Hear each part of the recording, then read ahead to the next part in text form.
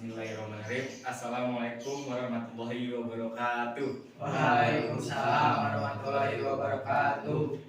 Perkenalkan, nama saya Ahmad Fujan dari Universitas Siliwangi, prodi jurusan Pendidikan Masyarakat. Di sini saya akan mempresentasikan pembenihan dan pengaplikasian jamur linji Ganoderma lucidum pada media tanam Bagalok di lahan yang minim. Sebelumnya, di sini mau saya tanyakan, apakah ada yang tahu apa itu jamur linji? Ada yang tahu nggak? Jamur linji itu apa? Gitu. Tidak ada. Ya. Terima kasih. Jamur linji ini adalah jamur yang memiliki khasiat atau yang sering digunakan untuk pengobatan. Jamur ini ditemukan di dataran Cina. Nah, selain itu, jamur linji memiliki nilai yang sangat tinggi pada pasaran untuk saat ini. Bisa dilihat dari sini untuk jamur yang kering, harga pasaran sekarang 500 gramnya yaitu 164.000.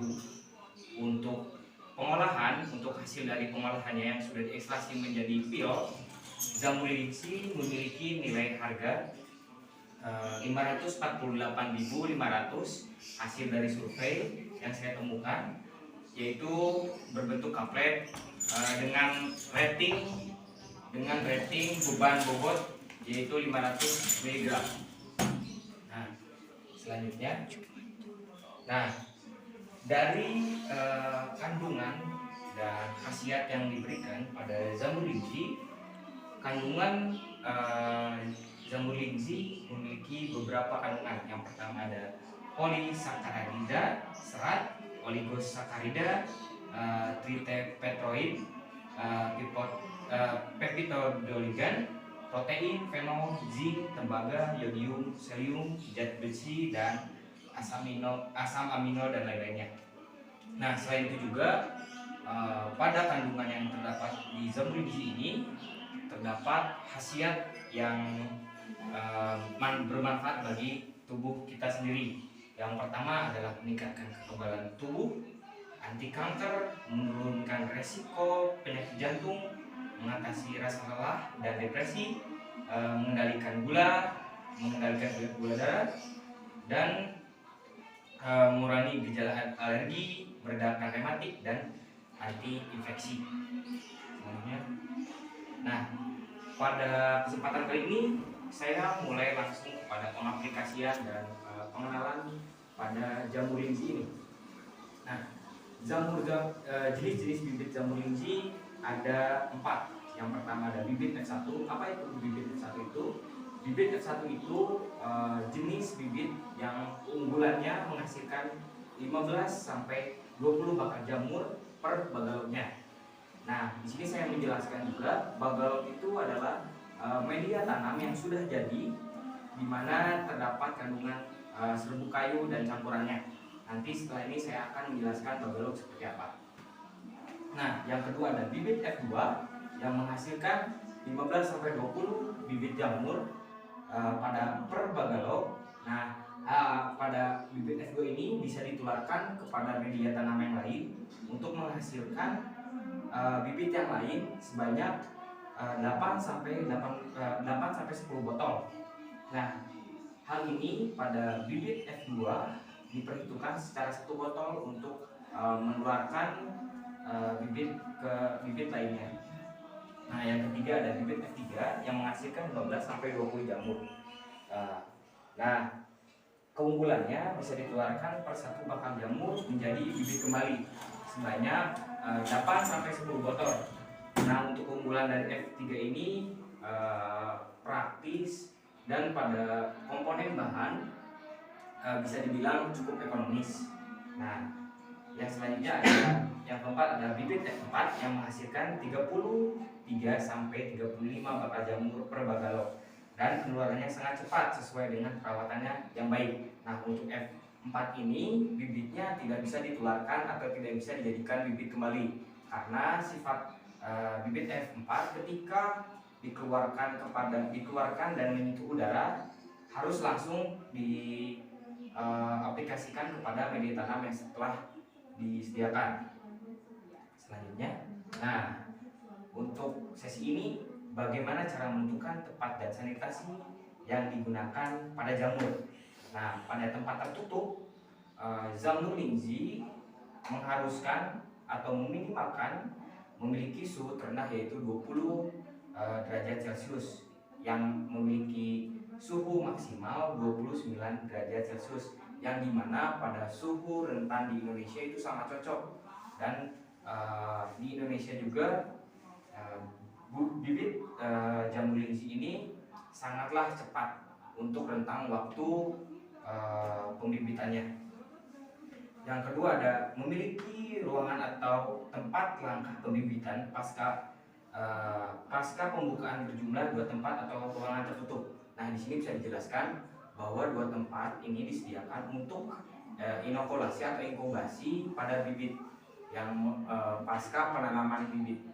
Nah, hal ini dibedakan karena ada 2 tempat, yang dimana yang pertama tempat tersebut dijadikan inokulasi atau inkubasi, yang kedua yaitu pembibitan atau penjadian pasca panen dan pemanenan. Nah, untuk yang ketiga, kelembaban di instalasi melalui penyemprotan menggunakan air kepada setiap sudut. Untuk yang ketiga, kelembaban di instalasi melalui penyemprotan menggunakan air kepada setiap sudut untuk menurunkan kelembaban pada tempat atau ruangan. Nah, di sini itu untuk step by stepnya pada menentukan tempat dengan cara menyemprotkan segala step dari sudut. Nah, contohnya misalkan dari sudut tembok ini sampai ujung lompat sudut ini disemprot secara berkala untuk menurunkan kelembaban pada ruangan tersebut. Hal ini juga pada dasar lantai disemprot memakai air yang berfungsi sebagai reaksi kepada kelembaban. Setelah itu kebersihan yang dilakukan yaitu dengan menyingkirkan gulma atau rumput pada tempat ruangan. Setelah itu disemprot oleh spiritus lalu melakukan pembakaran di tengah tempat ruangan agar memicu kelembaban pasca penyemprotan oleh air.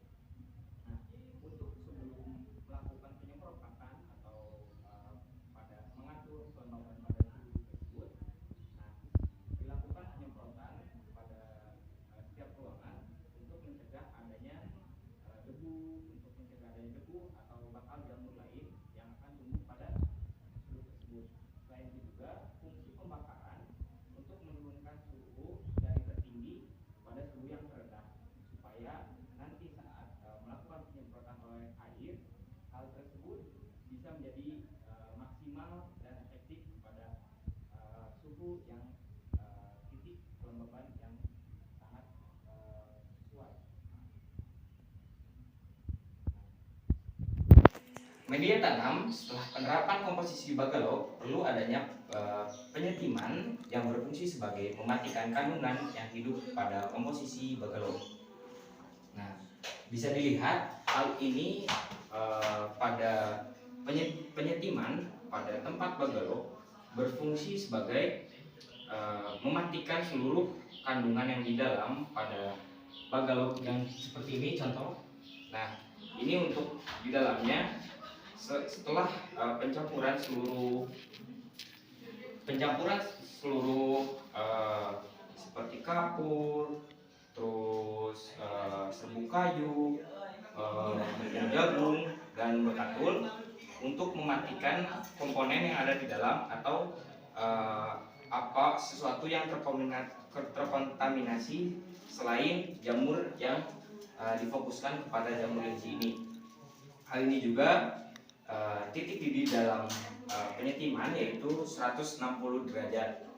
Nah, titik didih tersebut menghasilkan uap dan mematikan seluruh kuman atau bakteri yang terdapat pada Bagalog ini. Selanjutnya, nah, alat dan media apa saja yang digunakan dan fungsi dari keseluruhan alat dan media yang digunakan. Nah, untuk penggunaan media dan alat yang digunakan, yang pertama ada plastik. Nah, plastik tersebut yaitu plastik PP. Plastik PP ini tahan terhadap panas dan tahan terhadap serangan dari hama. Nah, untuk ring tersebut ini bisa dilihat di sini. Ring ini adalah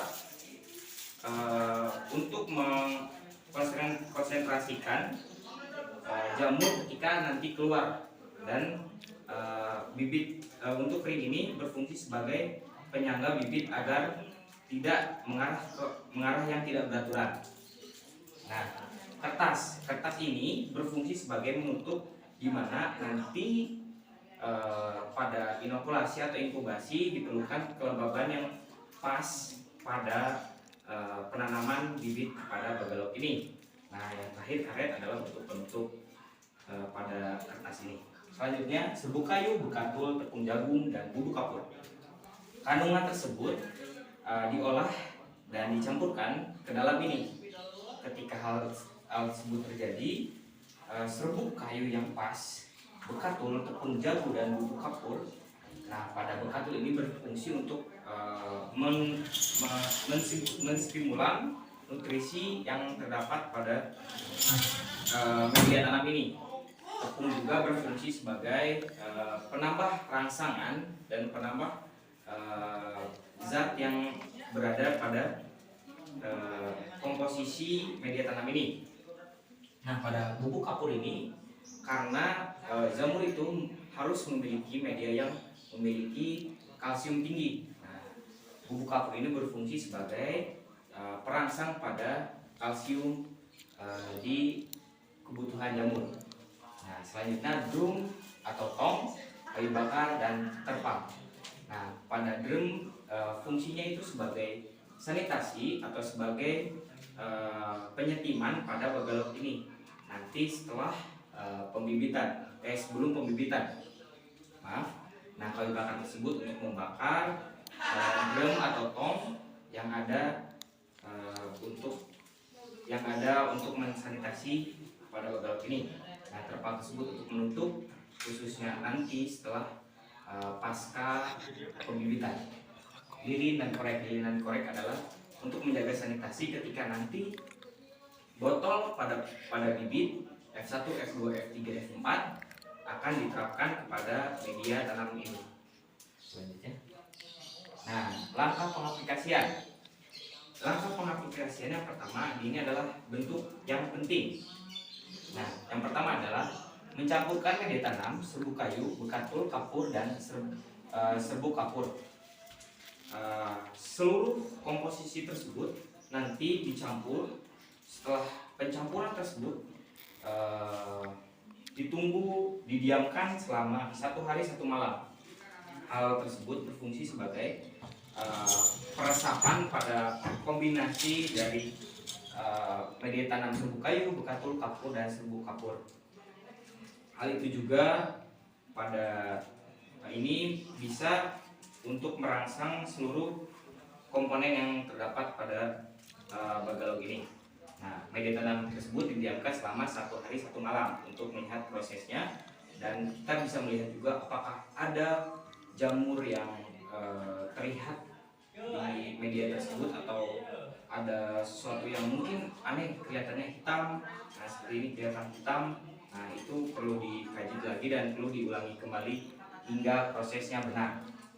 Nah, yang ketiga ada media tanam dimasukkan kepada plastik PP, lalu dipasangkan ring karet pada ujung plastik PP dan ditutup oleh kertas dan karet. Nah, bisa didemonstrasikan. Nah, untuk yang ketiga ini, setelah media tanam masuk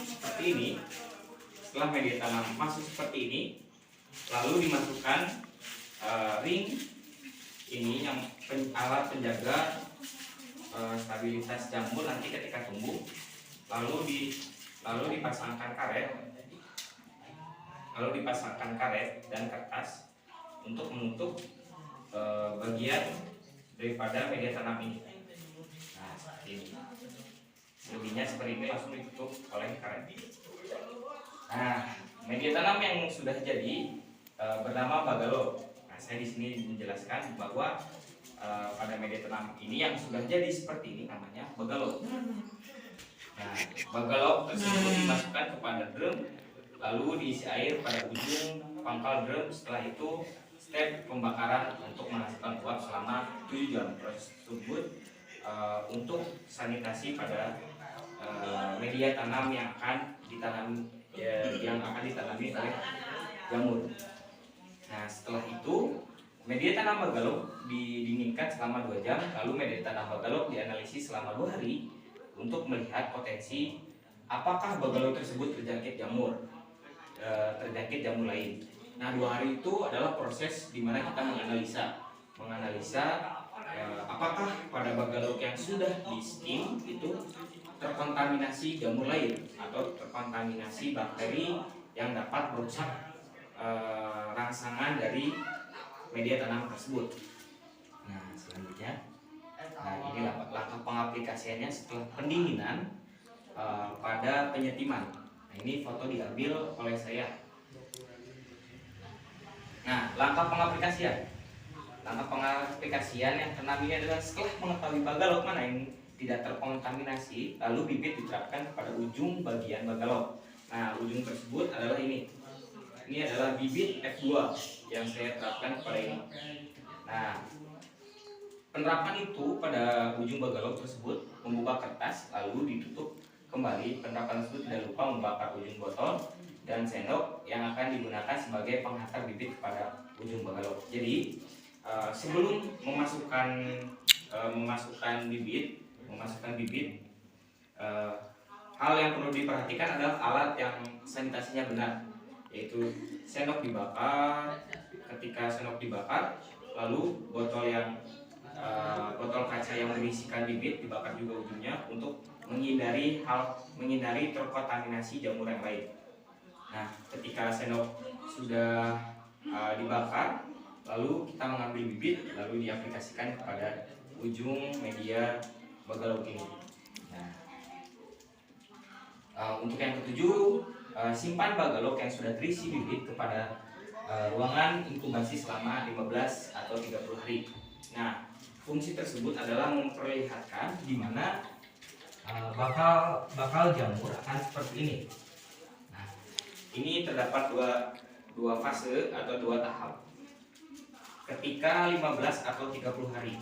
Ketika 15 atau 30 hari akan ditandai dengan terdapat miselium atau yang dimanakan akar spora yang sudah terjangkit. Nah, ketika step tersebut sudah terlaksanakan atau sudah merata, akan bentuknya seperti ini, di mana jamur ini sudah terkontaminasi seluruhnya dan bisa dibuka atasnya untuk menghasilkan bakalan bibit jamur yang kecil. Nah, ketika 15 sampai 30 hari persiapan tersebut. Nah, ini fotonya ketika penyetiman, di mana fungsi tersebut adalah hal yang penting pada pembibitan jamur. Nah, menentukan pasca pemanenan dan masa pemanenan. Nah, yang pertama, pasca pemanenan ditentukan setelah spora jamur yang diterapkan 50% terisi pada jamur yang ditandai dengan putih pada media tanam atau kuning terisi sekitar 20 cm pada bagalok. Setelah mengetahui hal tersebut, tutup pada bagalok. Setelah mengetahui tutup tersebut dibuka, lalu pada pertumbuhannya secara 15 sampai 30 hari setelah penerapan bibit pada bagalok. Nah, ini contoh ketika pembibitan yang stepnya 15 sampai 30 hari ini sudah terlaksanakan. Akan ada ditandai dengan putih dan bagalok tersebut harus dibuka kertas yang menempel pada ini, karena nantinya ujung tersebut akan tumbuh jamur yang akan dipanen. Nah, setelah itu pasca pemanenan tahap 2 ini ditandai dengan tumbuhnya payung jamur sebesar 5 sampai 10 cm yang berdiameter yang berbentuk payung gitu. Nah, tersebut tidak lupa juga pelembaban dilakukan penyemprotan oleh air berkala 2 kali sehari, pagi dan sore. Nah, munculnya spora masa ini berkelanjutan kurang lebih sekitar 150 hari pasca pemanenan. Nah, untuk melihatnya, ini contoh dari bibit yang telah umurnya 150 hari. Nah, ini bisa dilihat ditandainya dengan adanya jamur, yaitu sekitar 5 sampai 10 cm. Ini adalah bibit yang hampir untuk dipanen atau pasca panen. Nah, selanjutnya pemanenan dilakukan ketika tahap 2 terselesaikan. Nah, tahap 2 tersebut adalah tahap yang dimana diameter jamur tersebut 5 sampai 10 cm. Nah, minimal 30 hari ke depan lalu ditandai dengan ukuran berdiameter pada payung jamur sebesar 20 cm, baru pada diameter tersebut bisa dipanen dengan merabut batang jamur atau juga memotong pangkal dasar payung jamur. Nah, untuk diperlihatkannya, ini adalah jamur yang siap panen, di mana jamur ini bisa dipanen dengan cara mematahkan bagian yang ada di pangkal ring ini. Nah, setelah pemanenan, jamur bisa dikeringkan agar harga lebih melejit. Masa penjemuran jamur tersebut selama 7 hari minimal dan maksimalnya 10 hari kurang atau lebih. Nah, ini gambarnya. Lanjut ya. Untuk terima kasih untuk saya menutup ini. Saya akan membacakan kesimpulan dan pengalaman saya pada penanaman jamur. Nah, dari segi Wikipedia, pembibitan lalu pasca pemanenan diakhiri penjemuran memiliki masa waktu selang waktu 224 hari 9 jam. Nah, hal tersebut diperhitungkan dari penelitian yang saya lakukan. Nah, penelitian tersebut diperhitungkan dari tanggal 5 Januari. Nah, pengalaman pada pembibitan yang dilakukan saya tentu menguntungkan pada segi bibit yang sangat murah dan media tersebut murah dengan harga terjangkau. Ketika memiliki satu botol bibit bisa menghasilkan kurang lebih dari 30 bagalok. Nah, 30 bagalok tersebut pada hasilnya bisa menghasilkan 20 bagalok yang bertahan. 20 bagalok tersebut pada satu bagaloknya menghasilkan satu jamur. Nah, pada satu jamur tersebut bisa menghasilkan beberapa gram pada basahnya, dan yang keringnya bisa menghasilkan beberapa gram. Akan saya jelaskan pada kesimpulan yang ketiga. Untuk tahapan pada satu bagalok ini bisa menghasilkan 1 sampai 200 gram. 1 sampai 200 gram jamur hiji ini ketika basah ya 100 sampai 200 gram tersebut. Nah, bisa menghasilkan 5 gram, ukurannya 15 sampai 20, sekitar segini, 15 sampai 20. Nah, pada payung jamur. Nah, ketika kering itu 85 gram. Bayangkan ketika 85 gram dikalikan 20, itu bisa menghasilkan dalam 1 kilonya itu bisa menghasilkan 341.000 untuk setiap satu bibit, yang harganya satu bibit tersebut 75.000 yang belum terhitung dari bagalok tersebut. Nah, untuk penanaman tersendiri yang saya rasakan mungkin sulit, mungkin pada tahapan yang sangat sulit ada tahapan inokulasi yang dimana membutuhkan kesabaran. Pada tahapan inokulasi tersebut kita tidak yakin terhadap diri sendiri bahwa jamur itu akan tumbuh atau tidak. Nah, pada tahapan inokulasi tersebut kadang ada jamur yang tidak tumbuh miselium atau akar spora. Tidak tumbuhnya miselium tersebut menurunkan mental kita untuk lanjut kepada bisnis jamur ini. Nah, mungkin cukup sekian dari sesi materi yang saya paparkan. Sebelumnya, apakah ada yang ingin bertanya? Silakan, apakah ada yang bertanya gitu seputar jamur? Apakah jamur ini dijual kemana saja, Pak? Atau bagaimana? Apakah ada yang ingin bertanya? Nah, untuk lebih lanjut ya sesi diskusinya saya buka saja. Nah, untuk pertanyaan mungkin yang kalian penasaran ya, untuk jamur linji ini pada pembibitan sampai pemanenan saya melakukan sekitar modal yang dikeluarkan itu sekitar 300.000. Dalam 300.000 itu menghasilkan 20 bagalo. Itu dalam 20 bagalo tersebut ya, dari 400.000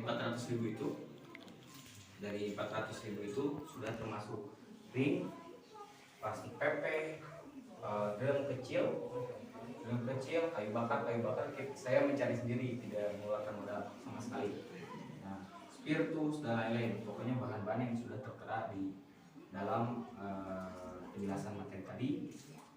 400.000 itu bisa kalau kita berkelanjutan, kalau kita fokus terhadap bisnis yang mungkin menguntungkan ini, akan bisa menghasilkan ketika tanpa alat ya, tanpa pembelian alat.